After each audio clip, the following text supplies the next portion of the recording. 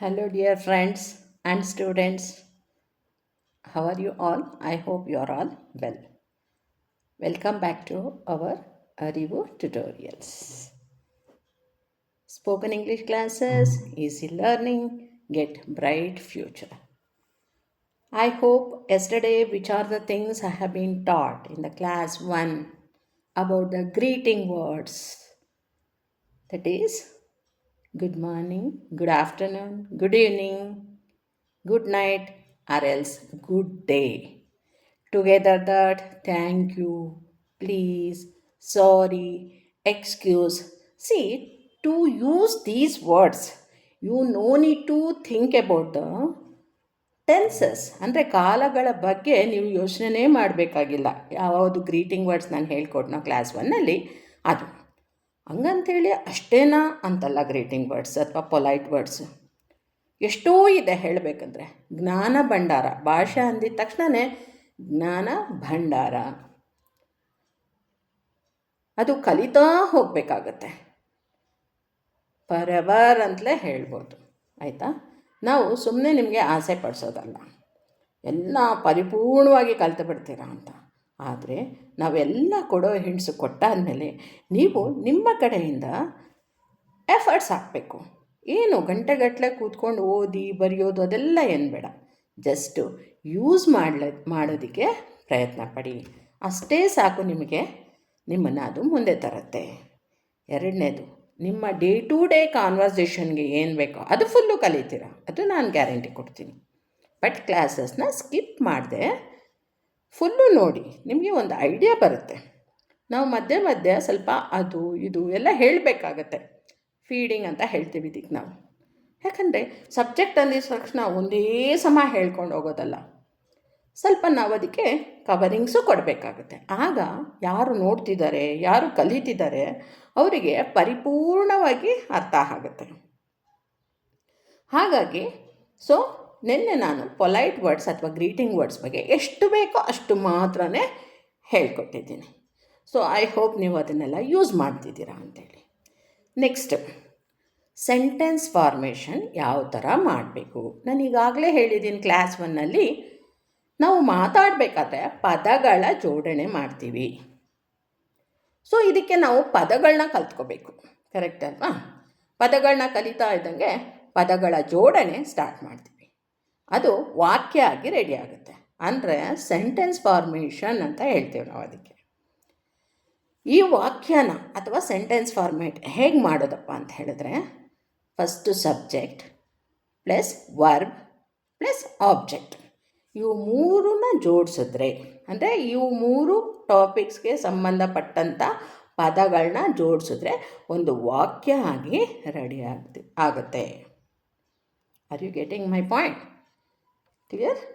ನಾವು ಏನಿದು ಸಬ್ಜೆಕ್ಟು, ಏನಿದು ವರ್ಬು, ಆಬ್ಜೆಕ್ಟು, ಯಾರ್ಯಾರು ಅಲ್ಪ ಸ್ವಲ್ಪ ಓದ್ಕೊಂಡಿದ್ದಾರೋ ಅಥವಾ ಎಜುಕೇಷನ್ ಲೈನಲ್ಲಿ ಕಂಪ್ಲೀಟ್ ಮಾಡ್ಕೊಂಡಿರ್ತಾರೋ ಅವರಿಗೆಲ್ಲಗೆ ಗೊತ್ತಿರುತ್ತೆ ಇದು. ಆದರೆ ಕೆಲವರು ಅನ್ಕೋಬೋದು ಇದು ನಮಗೇನಂತ ಗೊತ್ತಿಲ್ಲ ಅಂತ. ನಾನು ಹೇಳೋದೇನೆಂದರೆ, ನೀವು ಈ ಸಬ್ಜೆಕ್ಟು, ವರ್ಬು, ಆಬ್ಜೆಕ್ಟು, ಆ ಹೆಸರುಗಳು, ಆ ಮೀನಿಂಗ್ಗಳು ಅದ್ರ ಬಗ್ಗೆ ತಲೆ ಕೆಡಿಸ್ಕೋಬೇಡಿ. ಅದಂದರೆ ಏನು, ಇದಂದರೆ ಏನಂತ ತಿಳ್ಕೊಂಡ್ರೆ ಸಾಕು ಡೈಲಿ ಜನರಲ್ ಕಾನ್ವರ್ಸೇಷನ್ಗೆ. ಈಗ ಅದನ್ನು ಒಂದೊಂದಾಗಿ ಹೇಳ್ತಾ ಬರ್ತೀನಿ. ಇವತ್ತಿನ ಕ್ಲಾಸಲ್ಲಿ ನಾನು ನಿಮಗೆ ಸಬ್ಜೆಕ್ಟ್ ಬಗ್ಗೆ ತಿಳಿಸ್ಕೊಡ್ತೀನಿ. Okay? One by one complete ಆಗ್ತಿದ್ದಂಗೆ ನಾವು ಪದಗಳ ಜೋಡಣೆ, ಟೆನ್ಸು ಇದೆಲ್ಲದಕ್ಕೂ ಹೋಗೋಣ. ಓಕೆ? ನೋಡಿ, ಸಬ್ಜೆಕ್ಟ್ ಅಂದಿದ ತಕ್ಷಣವೇ ಇಲ್ಲಿ ನೌನ್ ಅಂತ ಅನ್ನಿಸ್ಕೊಳ್ಳುತ್ತೆ. ಆ ನೌನಲ್ಲಿ ಎರಡು ವಿಧ, ಪ್ರಾಪರ್ ನೌನ್ ಆ್ಯಂಡ್ ಪ್ರನೌನ್. ಈಗಾಗಲೇ ಹೇಳ್ದಂಗೆ ಇದೆಲ್ಲ ಬಹೆಟ್ ಮಾಡಬೇಕಾ, ಇದೆಲ್ಲ ನಾವು ಹೇಗಪ್ಪ ಮೈಂಡಲ್ಲಿ ಇಟ್ಕೊಳ್ಳೋದು, ಅದು ಬೇಡ. ಅದು ಏನಂತ ಅರ್ಥ ಮಾಡ್ಕೊಳ್ಳಿ ಸಾಕು. Okay? Especially examples. Come to the noun. Noun means here it refers to a person or a thing or a place or any idea or an animal. Animal ಅಂದರೆ ಬರೇ ಪ್ರಾಣಿಗಳು ಅಂತ ಮಾತ್ರ ತಿಳ್ಕೊಬೇಡಿ, ಇಲ್ಲಿ ಇನ್ಸೆಕ್ಟ್ಸು ಸಹ ಸೇರುತ್ತೆ, ಅಥವಾ ಎನಿ ಲಿವಿಂಗ್ ಆರ್ಗನಿಸಮ್ಸ್. ಅರ್ಥ ಆಯಿತಾ? ಬದುಕಿರುವಂತಹ ಪ್ರಾಣಿ, ಪಕ್ಷಿ, ಹುಳ, ಉಪ್ಪಟೆ, ನೀವೇನು ಬೇಕಾದರೂ ಅರ್ಥ ಮಾಡ್ಕೋಬೋದು. ನಾವು ಅಂದಿದ ತಕ್ಷಣವೇ it refers to a person, ಒಬ್ಬ ವ್ಯಕ್ತಿಗೆ ಸಂಬಂಧಪಡುತ್ತೆ. ಅಥವಾ ಒಂದು ವಸ್ತುವಿಗೆ ಸಂಬಂಧಪಡುತ್ತೆ, ಅಥವಾ ಒಂದು ಸ್ಥಳ, ಪ್ಲೇಸ್ ಅಂದರೆ ಒಂದು ಸ್ಥಳಕ್ಕೆ ಸಂಬಂಧಪಡುತ್ತೆ, ಅಥವಾ ಯಾವುದಾದ್ರೂ ಒಂದು ಐಡಿಯಾ ಕಾನ್ಸೆಪ್ಟು ನಮ್ಮಲ್ಲಿ ಬರ್ತಾ ಇರುತ್ತಲ್ವ ಅದಕ್ಕೆ ಸಂಬಂಧಪಡ್ಬೋದು, ಅಥವಾ ಅನಿಮಲ್, ಪ್ರಾಣಿಗಳು. ಸೊ ಇಲ್ಲಿ ಪ್ರಾಣಿಗಳಂದರೆ ನಾನು ಹೇಳ್ದಂಗೆ ಎನಿಥಿಂಗ್ ಎಲ್ಸ್, ಯಾವುದಾದ್ರೂ ಲಿವಿಂಗ್ ಆರ್ಗನಿಸಮ್, ಬದುಕಿರುವಂಥ ಪ್ರಾಣಿಗಳಿಗೆ ನೀವು ಅದನ್ನು ಅಪ್ಲೈ ಮಾಡ್ಕೋಬೋದು. ಓಕೆ, ಇನ್ನು ಅದ್ರ ಬಗ್ಗೆ ಇನ್ ಡೆಪ್ತ್ ನಾನು ಹೇಳ್ತೀನಿ. ಈಗ ಹೋಗೋಕ್ಕಿಂತ ಮುಂಚೆ ಪರ್ಸನ್ ಬಗ್ಗೆ ಇರ್ಬೋದು, ಥಿಂಗ್ ಬಗ್ಗೆ ಇರ್ಬೋದು, ಪ್ಲೇಸ್ ಬಗ್ಗೆ ಇರ್ಬೋದು, ಅನಿಮಲ್ ಬಗ್ಗೆ ಇರ್ಬೋದು, ಫಸ್ಟ್ ನೀವಿಲ್ಲಿ ಪ್ರಾಪರ್ ನೌನ್ ಬಗ್ಗೆ ತಿಳ್ಕೊಳ್ಳಿ. ಅದು ಎಸ್ಪೆಷಲಿ ಪರ್ಸನ್ಗೆ ಸಂಬಂಧಪಡುತ್ತೆ. ಓಕೆ, ಏನಿದು ಪ್ರಾಪರ್ ನೌನ್ ಅಂದರೆ ನಿಮ್ಮ ಹೆಸರು, ನನ್ನ ಹೆಸರು, ಇನ್ನೊಬ್ಬರ ಹೆಸರು, ಏನೇ ಒಂದು ದೇವರ ಹೆಸರು ಇರ್ಬೋದು, ಯಾವುದೇ ಒಂದು ಹೆಸರುಗಳಿಗೆ ನಾವು ಓಕೆ ಹೇಳಬೇಕಂದ್ರೆ ಪ್ರಾಪರ್ ನೌನ್ ಅಂತ ಹೇಳ್ತೀವಿ. ಇಲ್ಲಿ ನಾನು ಪರ್ಸನ್ಸ್ ನೇಮ್ ಮಾತ್ರ ಹಾಕಿದ್ದೀನಿ. ಓಕೆ, ಇಲ್ಲಿ ನೀವು ಯಾವ ಪ್ಲೇಸ್ ನೇಮ್ ಆದರೂ ನೀವು ಅರ್ಥ ಮಾಡ್ಕೋಬೋದು. ನಾನು ಹೇಳ್ಕೊಡ್ತೀನಿ ಈಗ ನೆಕ್ಸ್ಟಲ್ಲಿ. ಸೊ ಪ್ರನೌನ್ ಅಂತ ಹೇಳಿದ್ರೆ ಇಲ್ಲಿ ಹೆಸರುಗಳು ಬರಲ್ಲ, ಸುಮ್ಮನೆ ನಾನು, ನೀನು, ಅವನು, ಅವಳು, ಇವರು, ನಾವು, ಈ ಥರದ್ದು ಬರುತ್ತೆ. ಇಲ್ಲಿ ಅಷ್ಟೇ first person, second person, third person ಅಂತ ಗ್ರಾಮರಲ್ಲಿ ಕೊಟ್ಟಿದ್ದೀನಿ. ನೀವು ಅದ್ರ ಬಗ್ಗೆ ತಲೆ ಕೆಡಿಸ್ಕೊಳ್ಳೋದು ಬೇಡ. ಏನಪ್ಪ ಫಸ್ಟ್ ಪರ್ಸನು, ಏನಪ್ಪ ಸೆಕೆಂಡ್ ಪರ್ಸನು, ಅದು ನಿಧಾನಕ್ಕೆ ಹೋಗೋಣ, ಆಯಿತಾ. ಅಟ್ ಪ್ರೆಸೆಂಟ್ ನೀವು ನೌನ್ ಅಂದರೆ ಅದರಲ್ಲಿ 2 ವಿಧ ಇದೆ. ಅದು ಯಾವುದಂದರೆ proper noun, pronoun. Proper noun ಅಂದರೆ ಏನಪ್ಪ ಅಂತ ಹೇಳಿದ್ರೆ, ಸೊ ಇಲ್ಲಿ ಹೆಸರುಗಳಿಗೆ ಸಂಬಂಧಪಟ್ಟಿರುತ್ತೆ.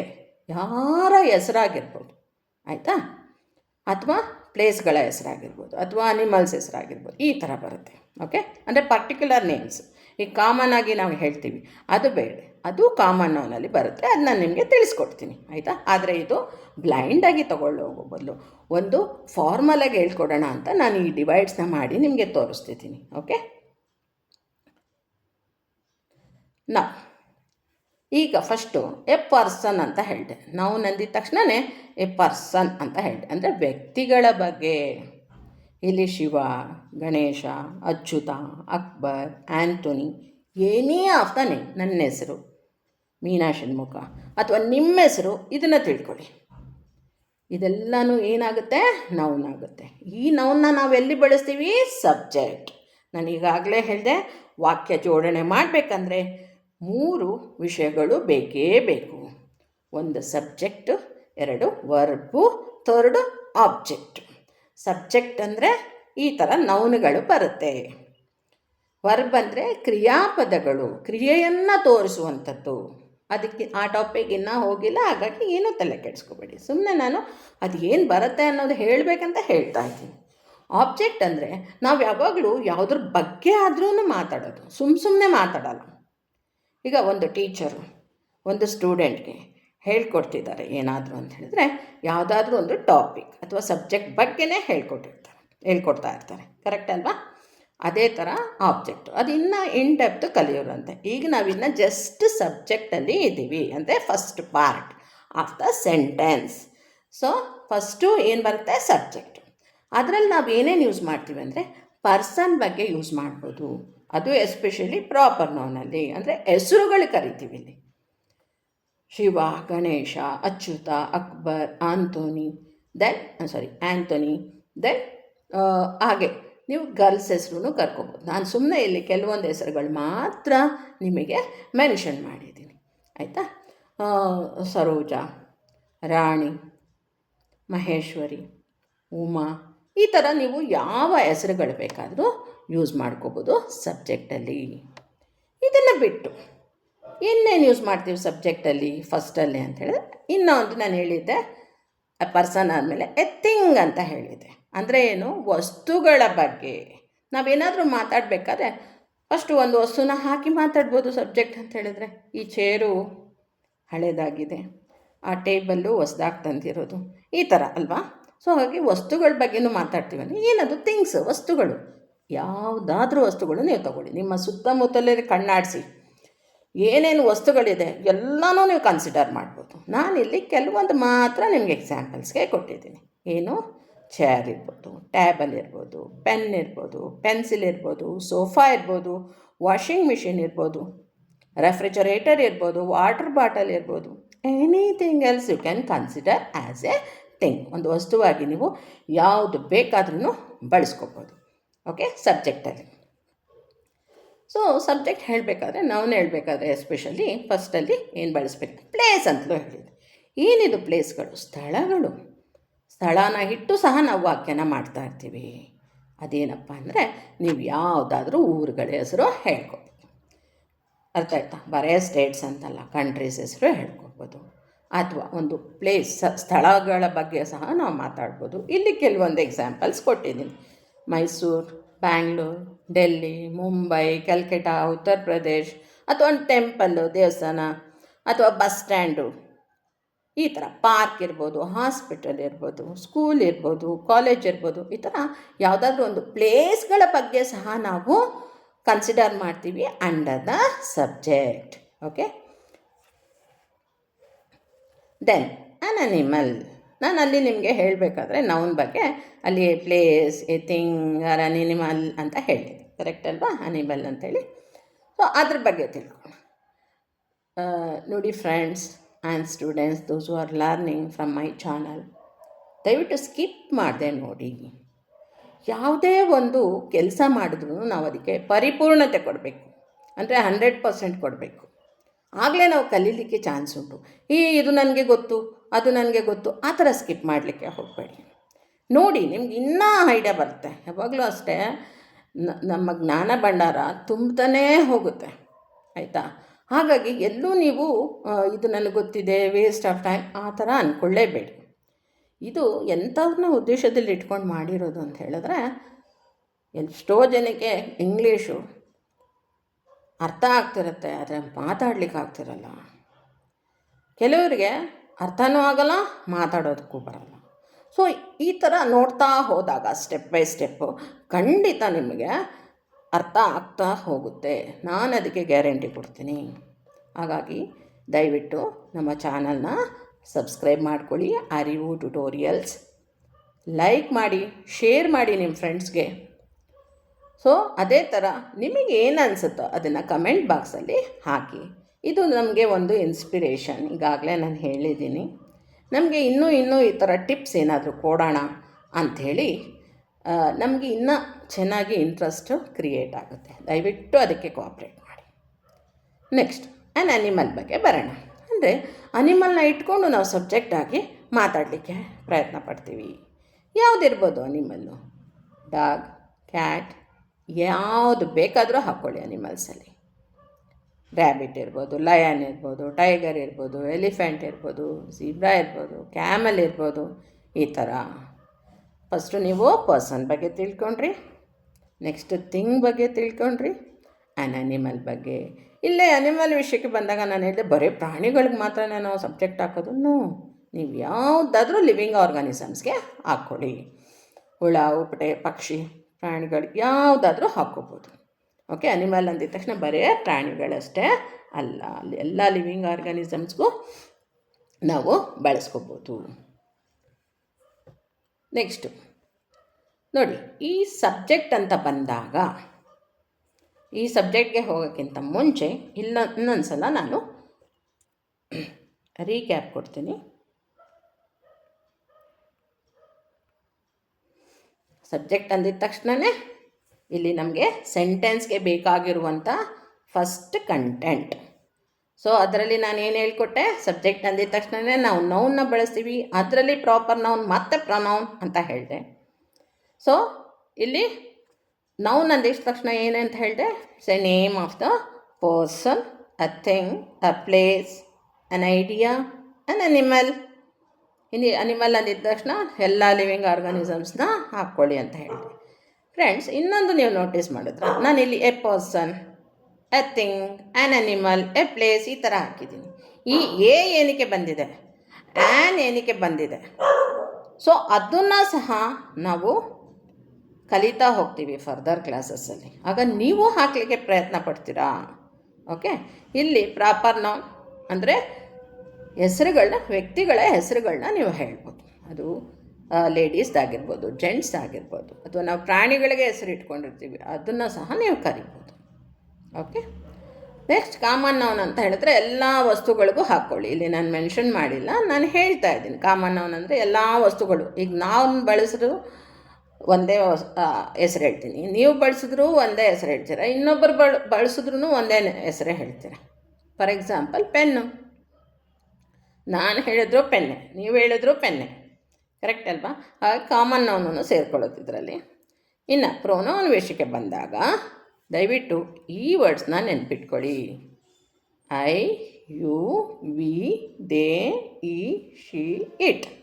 ಇದಿಷ್ಟೇ ಅಲ್ಲ, ಇದರಲ್ಲಿ ನಿಮಗೆ ಹಿಸ್ಸು, ಹಿಮ್ಮು, ಹರ್ರು ಅದೆಲ್ಲ ಬರುತ್ತೆ. ಅದೆಲ್ಲನೂ ಇದೇನಪ್ಪ ಹೇಳಿಲ್ವಲ್ಲ ಅವರು ಅಂತ ತಿಳ್ಕೊಬೇಡಿ. ನಾನು ಹೇಳ್ದಂಗೆ ಸ್ಟೆಪ್ ಬೈ ಸ್ಟೆಪ್ಪೇ ನಾನು ನಿಮ್ಮನ್ನು ಕರ್ಕೊಂಡು ಹೋಗ್ತೀನಿ. No need to worry. Person ಬಗ್ಗೆ ಬಂದಾಗ ಸೇಮ್, ಯಾರ ಹೆಸರು ಬೇಕಾದರೂ ನೀವು ಹಾಕ್ಕೊಳ್ಳಿ ಅಂತ ಹೇಳಿದೆ.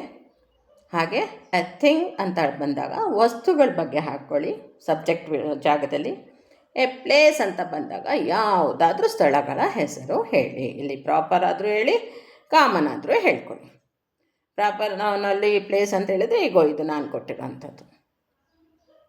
ಕಾಮನ್ ನೌನಲ್ಲಿ ಅಂತ ಹೇಳಿದ್ರೆ ನೀವು ಹೇಳಿ hospital, bus stand, railway station, park, market, ಈ ಥರದನ್ನು ಹಾಕ್ಬೋದು. ಇನ್ನು ಅನಿಮಲ್ಸ್ ವಿಷಯಕ್ಕೆ ಬಂದಾಗ ಆಲ್ಮೋಸ್ಟ್ ಇಲ್ಲೆಲ್ಲ ನಾನು ಕಾಮನ್ ನೌನೇ ಹಾಕಿದ್ದೀನಿ. ನೀವು ನಿಮ್ಮ ಅನಿಮಲ್ಗೆ ಏನಾದರೂ ಹೆಸರಿಟ್ಕೊಂಡಿದ್ರೆ, ನಿಮ್ಮ ಮನೆಯಲ್ಲಿರೋ ಡಾಗಿಗೋ ಅಥವಾ ಕ್ಯಾಟ್ಗೋ, ಅದು ಸಹ ನೀವು ಸಬ್ಜೆಕ್ಟಾಗಿ ಯೂಸ್ ಮಾಡ್ಬೋದು. ಅಂಡರ್ಸ್ಟ್ಯಾಂಡ್? ಇನ್ನು ಇವತ್ತಿನ ಒಂದು ದೊಡ್ಡ ಪಾಠ ನೀವು ಕಲಿಬೇಕಾಗಿರೋದು ಈ ಸಬ್ಜೆಕ್ಟ್ ವಿಷಯದಲ್ಲಿ. ನಾವು ದೈನಂದಿನ ಸಂಭಾಷಣೆಯಲ್ಲಿ ಬಳಸುವಂಥದ್ದು ನೋಡಿ, I, you, we, they, he, she, it. ಇದನ್ನು ನೀವು ಕಲೀಲೇಬೇಕು. ಯಾಕಂದರೆ ನಾನು ಈ ಬೇಸಿಸ್ ಮೇಲೇ ನಿಮಗೆ ಸೆಂಟೆನ್ಸ್ ಫಾರ್ಮೇಷನ್ ಹೆಂಗೆ ಅಂತೇಳಿ ಟೆನ್ಸಲ್ಲಿ ಹೇಳ್ಕೊಡ್ತಾ ಹೋಗೋದು. ಇಲ್ಲಿ ಸದ್ಯಕ್ಕೆ ನಾನು ಕನ್ನಡನ ಇಂಗ್ಲೀಷಲ್ಲಿ ಟೈಪ್ ಮಾಡಿದ್ದೀನಿ. ಐ ಅಂದರೆ ನಾನು, ಯು ಅಂದರೆ ನೀನು, ವಿ ಅಂದರೆ ನಾವು, ದೇ ಅಂದರೆ ಅವರು, ಹಿ ಅಂದರೆ ಅವನು, ಶಿ ಅಂದರೆ ಅವಳು, ಇಟ್ ಅಂದರೆ ಇದು ಅಂಥೇಳಿ. ಓಕೆ. ಇನ್ನು ಇದಕ್ಕೆ ಸಂಬಂಧಪಟ್ಟಂಥ ಹೇಳಬೇಕಂದ್ರೆ ಸಫಿಕ್ಸ್ಗಳು ಇದ್ದಾವೆ. ಸಫಿಕ್ಸ್ಗಳು ಅಂದರೆ ಮುಂದಿನ ಪದ ಜೋಡಣೆಗಳು ಬರ್ತವೆ. ನಾನು ನಿಮಗೆ ಹೇಳ್ಕೊಡ್ತಾ ಹೋಗ್ತೀನಿ one by one. Okay. I hope ಇಷ್ಟು ಅರ್ಥ ಆಗಿದೆ ಅಂತೇಳಿ ತಿಳ್ಕೊಂಡಿದ್ದೀನಿ ನಾನು ನಿಮಗೆ. ಏನಾದರೂ ಡೌಟ್ಸ್ ಇದ್ದರೂ ಸಹ ನೀವು ಕಮೆಂಟ್ ಬಾಕ್ಸಲ್ಲಿ ದಯವಿಟ್ಟು ಹಾಕಿ. So I feel very happy to share all this knowledge which one I have with you people. So kindly I expect cooperation from your end. Thank you so much, friends and